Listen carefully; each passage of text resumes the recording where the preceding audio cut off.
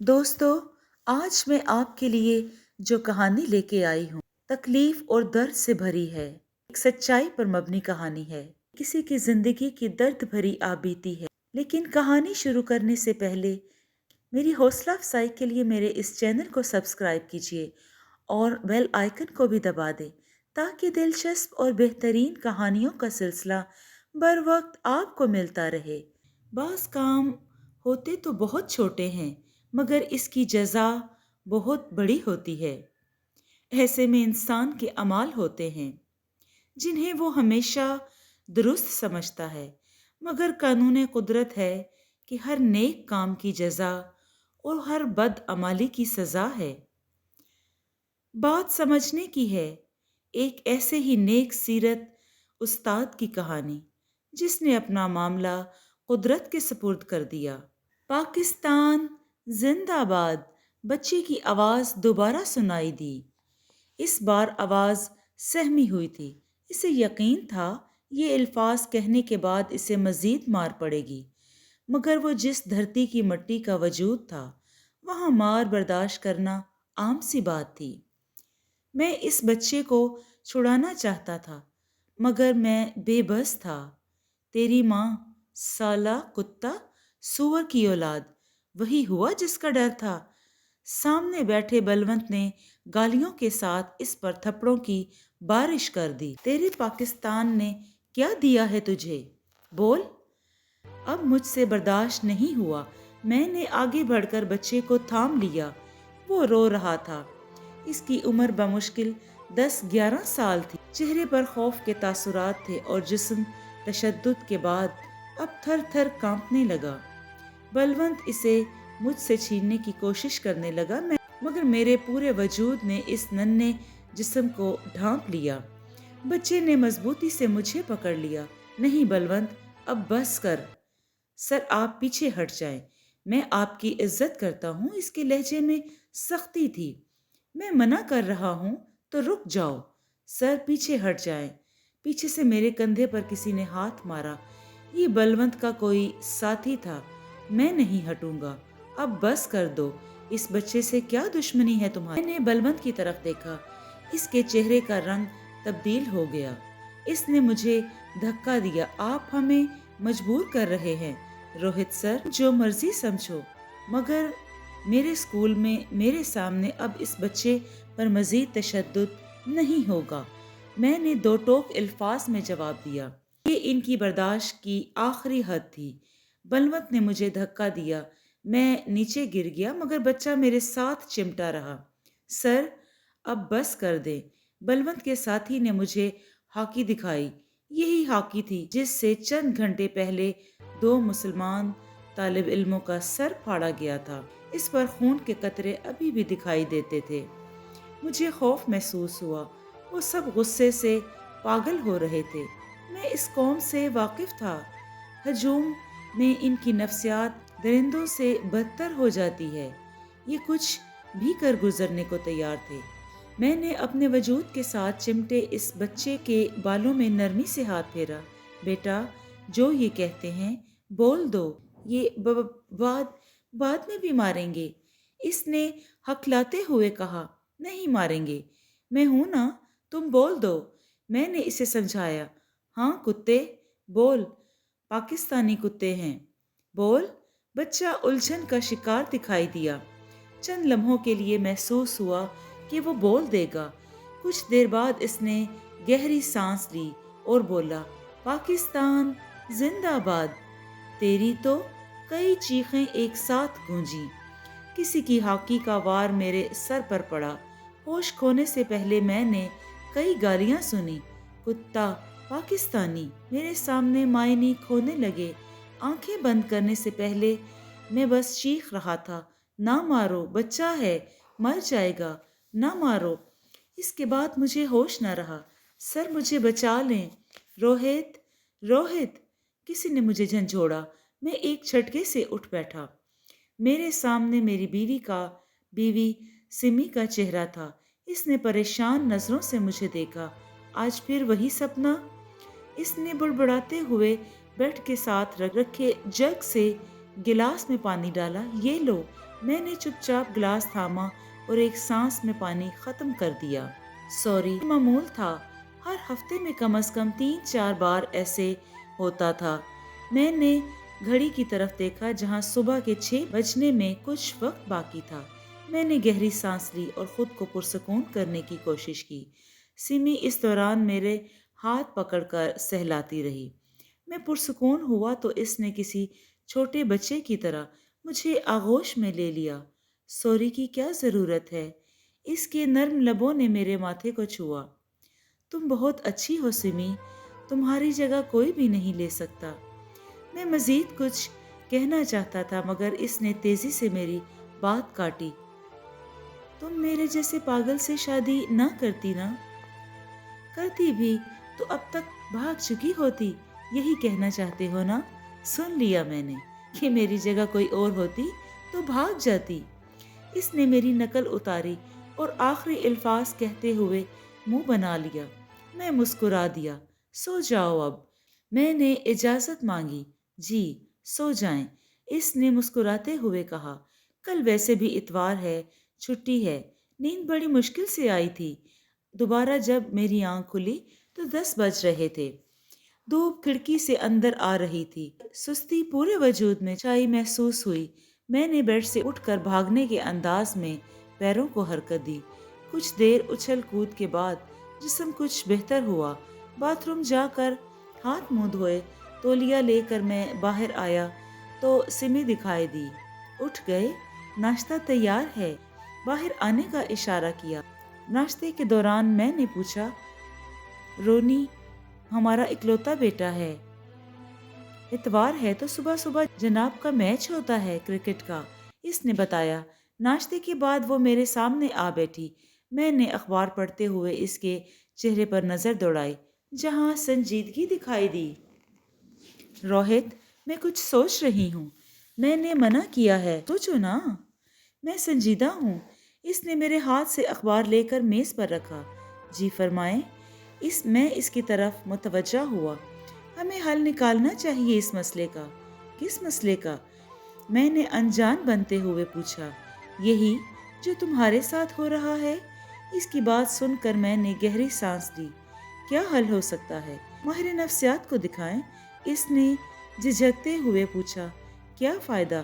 وہ ڈھیر ساری گولیاں دے گا، دماغ سن کر دے گا، نیند زیادہ آئے گی۔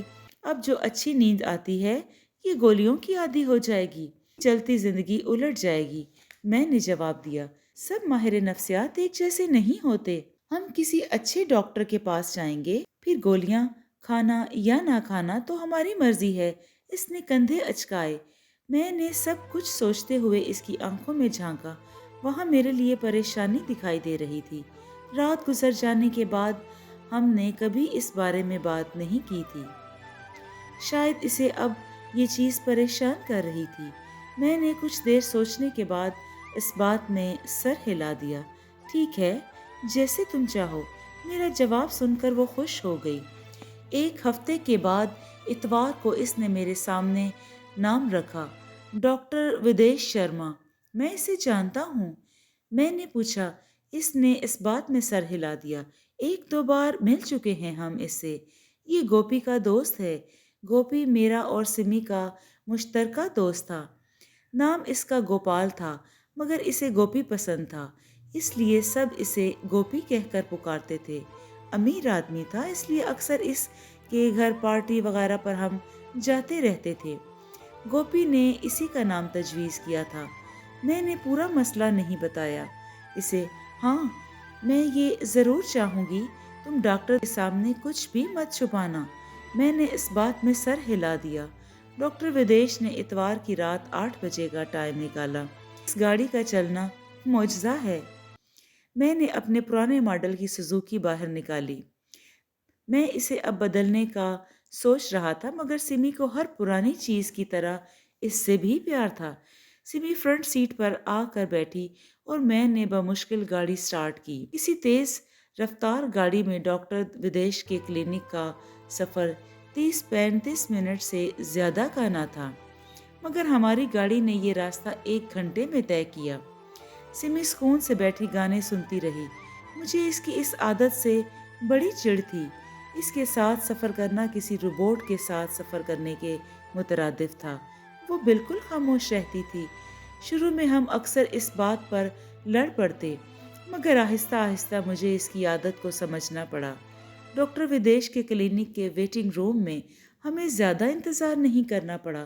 10 منٹ بعد ہی ایک نرم مسکراہٹ والی لڑکی نے میرا نام پکارا، مسٹر روہت۔ میں نے سر اٹھایا۔ اندر آ جائیں۔ سمی نے میرا ہاتھ تھام لیا اور ہم اندر داخل ہو گئے۔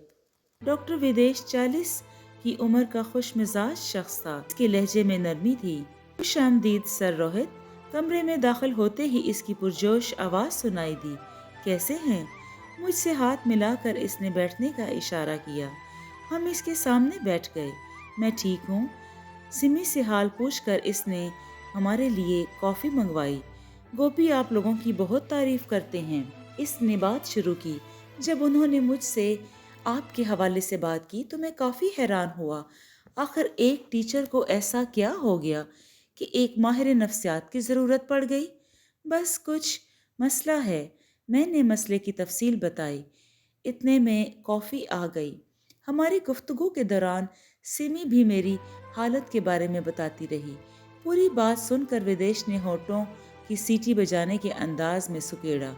میں ایک بات کہنا چاہوں گا روہت صاحب، اس نے کچھ سوچتے ہوئے بات شروع کی۔ یہ مسئلہ صرف ایک خواب تک محدود نہیں ہے۔ میں پوری بات جاننا چاہتا ہوں۔ جب میں کشمیر گیا تھا تب سے؟ نہیں، جب سے آپ نے ہوش سنبھالا ہے تب سے بتائیں مجھے، پھر ہی اس بیماری کی جڑ تک پہنچا جا سکتا ہے۔ میں نے سمی کی طرف دیکھا۔ ماضی کھنگالنا میرے لیے تکلیف دہ تھا۔ سمی یہ بات جانتی تھی، مگر وہ میری حالت سے بھی باخبر تھی، اس لیے اس نے نظروں ہی نظروں میں التجا کی۔ اس کی ہونٹوں کی سرگوشی بمشکل مجھ تک پہنچی تھی۔ روہت پلیز۔ میں نے دماغ پر آئے دباؤ کو گہری سانس لے کر کم کرنے کی کوشش کی۔ سر روہت، یہ پوری صورتحال سمجھنے کے لیے آپ کا ماضی جاننا ضروری ہے۔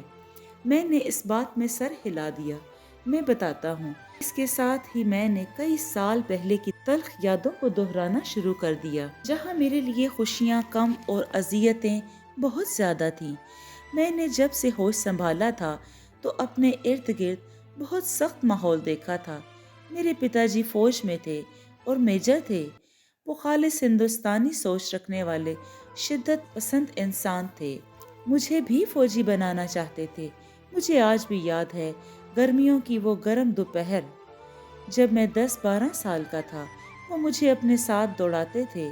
میں اکثر تھک جاتا تو پکارتے، روہت خود کو اتنا سخت بنا لے کہ تیرے کندھے ہندوستان کی سرحدوں کی حفاظت کی ذمہ داری اٹھا سکیں۔ یہ بچپن سے لڑک پن سے جوانی کی یادیں تھیں۔ تب مجھے بھی شوق تھا فوج میں جانے کا، مگر ایک واقعے نے میری زندگی بدل کر رکھ دی۔ میں کالج میں پڑھتا تھا۔ ہمارے دوستوں کا ایک گروپ تھا۔ ہم سب الٹی سیدھی حرکتیں کر کے خوش ہوتے تھے۔ ہم ہر وقت کسی ایڈونچر کی تلاش میں رہتے۔ ایک شام کو ہمارے گروپ کے ایک لڑکے نے کار چوری کا منصوبہ بنایا۔ ہمارے پاس روپے پیسے کی کمی نہ تھی۔ یہ چوری صرف مالک کو پریشان کرنے کے لیے تھی۔ ہم نے ایک ہوٹل کے باہر سے کار اٹھائی اور اسے شہر سے باہر لے گئے۔ لاک کھولنے اور چابی کے بغیر اسٹارٹ کرنا میرے بائیں ہاتھ کا کھیل تھا۔ ہم سب بیئر کی بوتلیں ہاتھ میں لیے دریا کے کنارے کھڑے موج مستی کر رہے تھے۔ گاڑی ہمارے پاس کھڑی تھی۔ ایک پولیس کی گاڑی ہمارے پاس آئی۔ میرے کانوں میں آج بھی اس سپاہی کی آواز گونجتی ہے جو گاڑی سے اترتے ہی چلایا تھا، پکڑ لو ان کمینوں کو۔ ہم نے بھاگنے کی کوشش کی مگر ناکام رہے۔ پولیس چاروں طرف سے ہمیں گھیر چکی تھی۔ ہمیں پکڑ کر پولیس اسٹیشن لایا گیا۔ بعد میں علم ہوا کہ وہ گاڑی پولیس انسپکٹر کی تھی۔ ہماری بدقسمتی کہ ہم نے ایڈونچر کے غلط وقت پر غلط گاڑی کا انتخاب کیا۔ ہمیں حوالات میں بند کر دیا گیا۔ وہ رات میرے دوستوں کے لیے قیامت تھی۔ میں اپنا تعارف کروا چکا تھا اور انہیں سب بتا چکا تھا۔ میرے پتا جی فوج میں میجر تھے، اس لیے مجھے کچھ نہ کہا گیا، مگر میرے دوستوں کو بری طرح تشدد کا نشانہ بنایا گیا۔ ان کی چیخیں ساری رات حوالات میں گونجتی رہیں اور اگلی صبح میرے ایک دوست نے دم توڑ دیا۔ اس کا دل بند ہو چکا تھا۔ مجھ پر کوئی مقدمہ درج نہ کیا گیا۔ پتا جی مجھے چھڑا کر لے گئے۔ گھر میں جو عزت ہوئی سو ہوئی، مگر میرے دماغ پر برا اثر پڑا۔ میں کئی راتوں تک نہ سو سکا۔ نیند کی گولیاں بھی بے اثر تھیں۔ دوستوں کا خون، چیخیں اور ایک لاش کے ساتھ گزارا گیا وقت۔ مجھے نہیں علم بعد میں میرے دوستوں کا کیا بنا۔ میں نے کالج بدل لیا اور دماغ بھی۔ پتا جی کے بار بار کہنے کے باوجود میں نے فوج میں جانے سے انکار کر دیا۔ میں انسانی خون دیکھ کر تھر تھر کانپنے والا انسان فوج میں جا کر لوگوں کا خون کیسے بہا سکتا تھا؟ میں نے ماسٹرز مکمل کیا اور ایک اسکول میں استاد بھرتی ہو گیا۔ پتا جی مجھ سے اس بات کو لے کر ہمیشہ ناراض رہے، مگر میں مجبور تھا۔ انہی دنوں ان کی پوسٹنگ کشمیر میں ہو گئی۔ کشمیر اونچے برف سے ڈھکے پہاڑ، سرسبز درخت، وہ اس زمین پر موجود آباد خطوں میں سب سے الگ ہے۔ وہاں رہنے والے اسے جنت کہتے ہیں، اور مجھے نہیں معلوم جنت کا تصور کیسا ہے، مگر اس خطے کے لیے لفظ بہت مناسب ہے۔ ہاں، مگر وہاں ہر وقت ہتھیار سے لیس فوجی گھومتے ہیں، کہیں نہ کہیں گولیاں چلتی ہیں۔ میں جب وہاں تھا تو اکثر سنتا تھا کہ وہاں کئی دہشت گرد ہیں، لیکن میں کبھی نہ دیکھ سکا انہیں۔ پتا جی کے ساتھ میں بھی کشمیر چلا آیا۔ یہاں مجھے ایک پرائمری اسکول کا پرنسپل بنا دیا گیا۔ سری نگر کا یہ علاقہ باقی کشمیر کی نسبت امن کے لحاظ سے کچھ بہتر تھا۔ مجھے یہاں نوکری کر کے اچھا لگ رہا تھا۔ سارا دن بچوں کے ساتھ گزار کر ماضی کے اس تلخ واقعے کو آہستہ آہستہ بھول رہا تھا کہ اچانک یہاں تک کہہ کر میں رک گیا۔ ڈاکٹر ودیش نے پہلو بدلا۔ اسے میری کہانی کسی عام مریض سے زیادہ دلچسپ لگ رہی تھی۔ اس نے ایک نرس کو اشارہ کیا۔ نرس نے جگ سے میرے لیے پانی کا گلاس بھرا اور میرے سامنے رکھا۔ میں نے ایک ہی سانس میں پورا گلاس خالی کر دیا۔ سمی اس دوران ہولے سے میری کمر پر ہاتھ پھیرتی رہی۔ یہ دوسرا موقع تھا جب میں یہ کہانی کسی کو سنا رہا تھا۔ اس سے پہلے جب سمی کو یہ کہانی سنائی تھی تو میری حالت کافی بگڑ گئی تھی، اس لیے سمی جانتی تھی، وہ مجھے تسلی دے رہی تھی۔ آپ میری کہانی سے بور تو نہیں ہو رہے؟ میں نے مسکراتے ہوئے ڈاکٹر ودیش کی طرف دیکھا۔ یہ سوال میں نے دماغ کو پرسکون کرنے کے لیے کیا تھا۔ کچھ وقت درکار تھا ابھی۔ کہانی کا دوسرا حصہ شروع کرنے سے پہلے نہیں، بالکل نہیں، مجھے دوسرے حصے کا بے چینی سے انتظار ہے۔ سناتا ہوں۔ میں نے گہری سانس لی۔ چند لمحے کمرے میں خاموشی رہی۔ سیمی کی مدھم آواز میرے کانوں میں گونجی، ریلیکس روہت، آرام سے سنا دو۔ میں نے خود کو نارمل کیا اور کہانی کا دوسرا حصہ سنانا شروع کر دیا۔ ان دنوں پلوامہ میں فوج پر حملہ ہوا تھا۔ کافی سارے فوجی شہید ہو گئے تھے۔ پتا جی اب ریٹائرڈ ہو چکے تھے، اس لیے وہ چاہتے تھے کہ حالات بگڑنے سے پہلے ہم واپس آ جائیں، مگر میرا دل کشمیر میں لگ گیا تھا۔ پلوامہ حملے کے بعد حالات نے اچانک پلٹا کھایا۔ فوجی جو پہلے بھی کشمیر میں چھپے دہشت گردوں کے خلاف جنگ میں مصروف تھے، اب گھروں میں گھس کر انہیں پکڑنے لگے تھے۔ سری نگر سب سے زیادہ ان حالات سے متاثر ہوا تھا۔ نظام زندگی بگڑ گیا تھا، سکول بند ہو گئے تھے۔ کچھ دن ایسا چلتا رہا۔ پلوامہ حملے میں شامل مجرموں کے خلاف تفتیش کی گئی۔ یہ کس حد تک سچائی پر مشتمل ہے کوئی نہیں جانتا۔ ہاں، مگر اس کے نتیجے میں ایک کشمیری نوجوان کا نام مسلسل لیا جانے لگا۔ اس کے ساتھیوں کی لسٹ میں ایک شخص کو رکھا گیا جسے مارنے کا کہا گیا۔ اس دہشت گرد کا نام سعد اللہ یا اس طرح کا کچھ تھا۔ خیر، حالات کچھ بہتر ہوئے تو سکول کھل گئے اور پھر اس دن میں بچوں کو پڑھا رہا تھا۔ دوسرے دن ان کی چھٹی تھی۔ اس وقت میرا ساتھی دوست میری طرف بھاگتا ہوا آیا۔ جے ہند والے آ رہے ہیں۔ جے ہند ایک شدت پسند تنظیم تھی جو کالج کے طالب علموں نے مل کر بنائی تھی۔ میں انہیں نہیں جانتا تھا، یہ سب ہندو تھے اور اس تنظیم میں زیادہ تعداد فوجیوں کے بیٹوں کی تھی۔ میری چھٹی حس نے خطرے کی گھنٹی بجائی، یہاں ان کی آمد بے مقصد نہیں ہو سکتی۔ میں پریشان تو ہوا مگر میں نے اسے تسلی دی، ہمیں کچھ پتہ نہیں کہ کیا کریں گے، میں سنبھال لوں گا۔ مگر جو کچھ ہوا وہ میری توقع کے خلاف تھا۔ جے ہند کے لڑکوں کے ہاتھ میں ہاکیاں اور ڈنڈے تھے۔ وہ سیدھا 5ویں جماعت کے کمرے میں داخل ہوئے۔ بلونت بلند آواز میں چیخا، مسلمان لائن بنا لیں ادھر۔ بلونت سے میری پہلے بھی 2-3 ملاقاتیں ہو چکی تھی۔ اس کا باپ کیپٹن تھا جو شہید ہو چکا تھا۔ میں شہید کا بیٹا ہونے کی وجہ سے اس کی عزت کرتا تھا، مگر اس کے اور میرے خیالات بالکل مختلف تھے۔ کیا مسئلہ ہے بلونت؟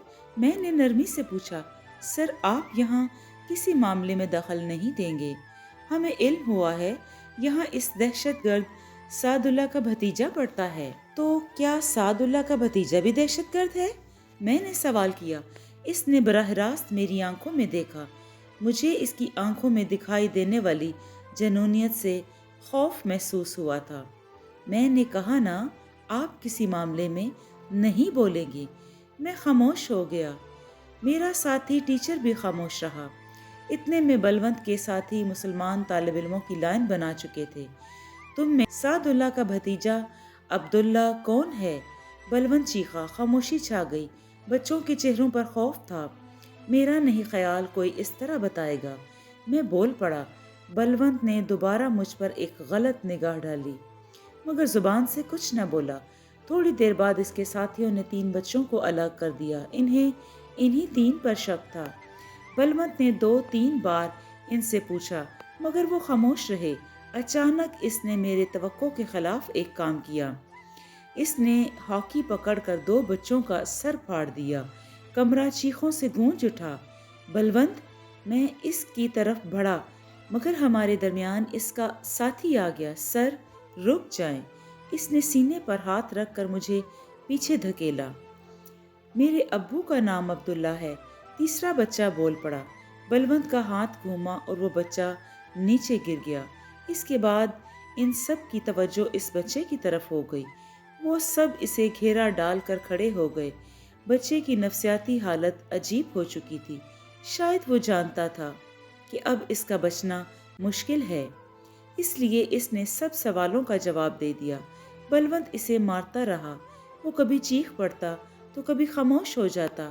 جب وہ مار کھا کھا کر تھک گیا تو اس نے عجیب حرکت کی۔ وہ بلونت کے نیچے سے نکل گیا اور بلند آواز میں بولا، پاکستان زندہ باد! سب کو جیسے سانپ سونگھ گیا ہو۔ کمرے میں خاموشی چھا گئی اور اس کے بعد بلونت مسلسل پاکستانیوں کو کتا کہنے پر مجبور کرتا رہا مگر وہ نہ مانا۔ وہ اپنا انجام جان چکا تھا۔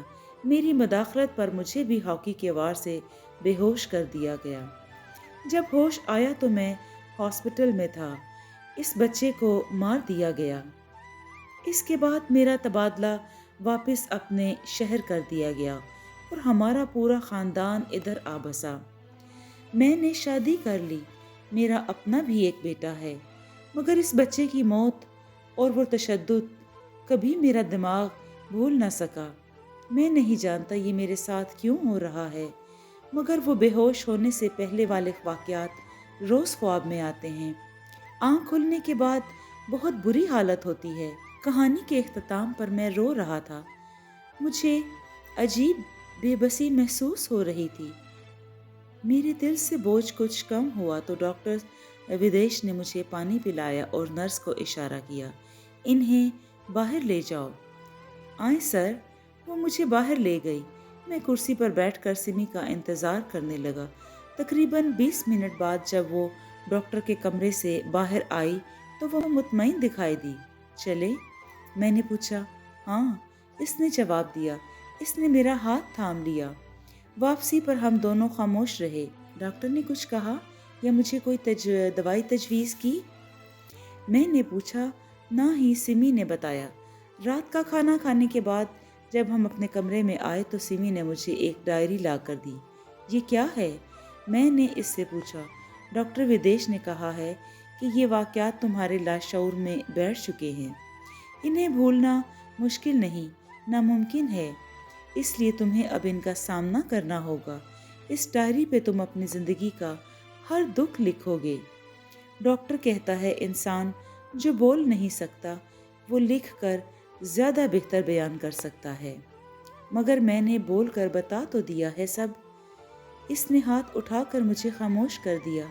ضرور بتایا ہے، مگر ہر مرتبہ نہ تم کہانی دہرا سکتے ہو اور نہ شاید ڈاکٹر سن سکتے ہیں، اس لیے تم کہانی کی شکل میں لکھو گے یہ سب، اس نے مجھے بتایا۔ مگر میں کوئی لکھاری نہیں ہوں، میں نے کبھی کچھ نہیں لکھا۔ میں نے احتجاج کیا۔ ڈاکٹر ودیش نے میری مشکل کو مزید بڑھا دیا ہے۔ میں تو الجھن سلجھانے گیا تھا، یہاں مزید الجھ پڑا ہوں۔ میں تمہیں کچھ بھی مشکل لکھنے کا نہیں کہہ رہی، اپنی زندگی کے واقعات لکھنے ہیں بس، جب وقت ملے تب۔ میں چاہتی ہوں تمہیں کافی لوگ پڑھیں۔ کیسے؟ میں حیران ہوا۔ ہم انٹرنیٹ پر لکھ کر ڈال سکتے ہیں یہ کہانی، یا پھر کسی رسالے وغیرہ میں شائع کروائیں گے۔ اس نے مستقبل کا منصوبہ بنایا۔ مجھے محسوس ہو گیا ڈاکٹر اور سمی مجھے اس مشکل کا سامنا کرنے کے لیے ذہنی طور پر تیار کر رہے ہیں۔ سمی کے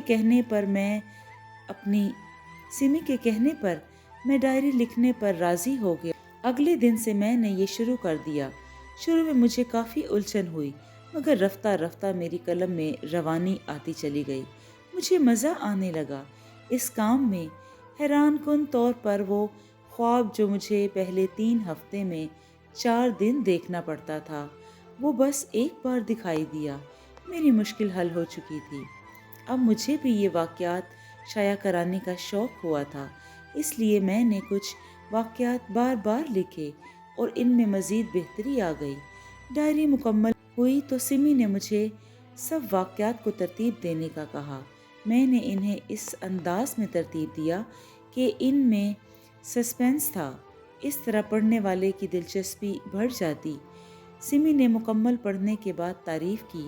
بہت اچھا لکھا ہے آپ نے، مجھے 2 ماہ لگ گئے تھے مکمل لکھنے میں، روز تھوڑا تھوڑا لکھتا رہتا تھا۔ سمی ساتھ ساتھ لیپ ٹاپ پر ٹائپ کرتی رہتی۔ پوری فائل بنانے کے بعد اس نے ایک پبلشر سے رابطہ کیا، ملاقات طے کی اور ملنے چلی گئی۔ مجھے اس کی واپسی کا شدت سے انتظار تھا۔ شام کو جیسے ہی وہ گھر لوٹی میں نے بے چینی سے پوچھا، کیا بنا؟ اس کے چہرے پر مایوسی دکھائی دی۔ وہ شائع نہیں کرنا چاہتا۔ کیوں؟ کہتا ہے کشمیر کے حالات کا یہ غلط رخ ہے، ہم لوگوں کو گمراہ نہیں کر سکتے۔ مگر اسے بتانا تھا نا کہ یہ سچے واقعات ہیں۔ میں جھنجھلا گیا۔ اسے بھی علم تھا اور میں نے بھی بتایا تھا۔ جواب سن کر میں نے گہری سانس لی۔ تم پریشان نہ ہو، شہر میں صرف ایک پبلشر تو نہیں ہے نا، کوئی اور کر لے گا۔ شہر کے تمام پبلشرز نے انکار کر دیا۔ اخبارات والوں نے ای میل کا جواب ہی نہ دیا۔ میں نے فیس بک پر پیج بتا کر اقتباسات لگائے۔ دوسرے ہی دن ہمیں انتہا پسند تنظیموں کے فون کال پر دھمکی بھرے خطوط آنے لگے۔ میں نے اسے پیج ڈیلیٹ کرنے کا کہہ دیا۔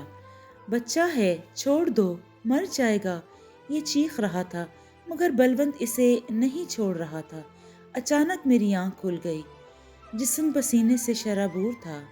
جب سے میں نے لکھنا چھوڑا تھا یہ خواب بھی معمول پر آ گیا۔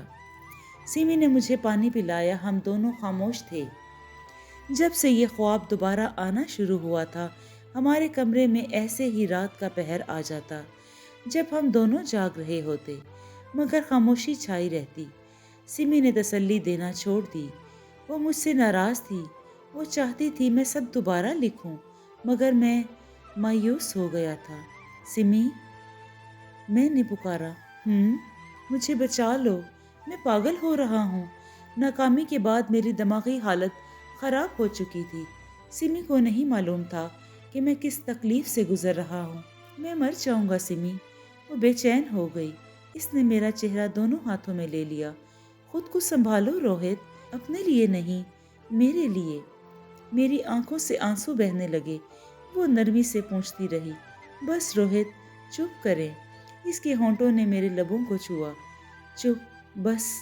वो तसल्ली देती रही और सारी रात हमने जाग कर गुजारी। नींद आंखों से दूर थी। दूसरी सुबह जब स्कूल जाने के लिए तैयारी कर रहा था तब सिमी मेरे पास आई। इसके चेहरे पर परेशानी के तासुरात नुमायां थे। क्या बात है? इसकी परेशानी की वजह का मुझे इल्म था, इसलिए मेरा ये सवाल फजूल था। ऐसा कब तक चलेगा?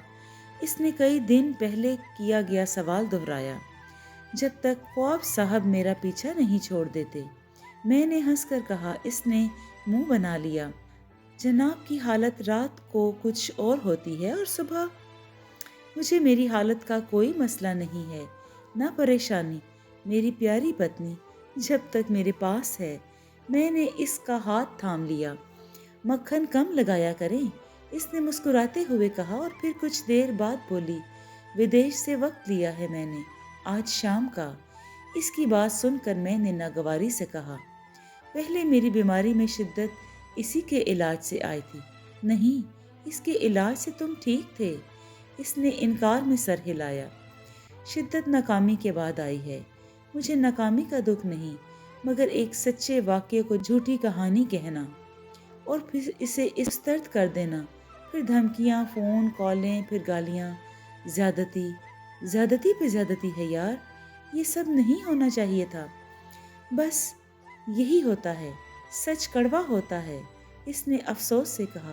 खैर, हम चलेंगे विदेश के पास। सिमी से इजाज़त लेकर मैं स्कूल चला आया।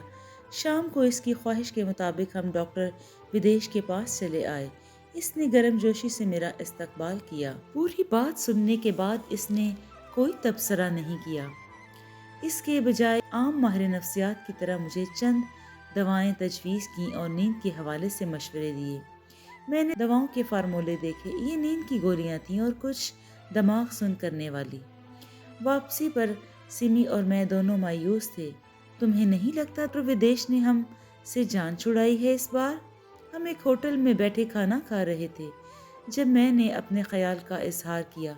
हाँ, इसने कहा, मुझे भी एहसास हुआ है, इसलिए मैं तुम्हें कोई तसल्ली नहीं दे रही। इसने वाज़ा किया, अब तुम्हारी जंग है, लड़ो दिमाग से। तुम साथ नहीं दोगी? मैं तो सारी जिंदगी तुम्हारे साथ हूँ। इसने हाथ थाम लिया।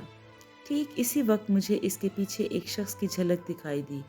मेरे पूरे जिस्म में सनसनी दौड़ गई। मैं इसे जानता था, मैं इसे भूल नहीं सकता था। सिमी ने मेरी नज़रों का ताक़ुब किया। वो पहचानने में नाकाम रही। क्या देख रहे हो इतने गौर से? वो बलवंत है। मैंने इंकशाफ किया। बलवंत पहले की निस्बत बहुत बदल गया था। अब इसका जिस्म मजबूत था।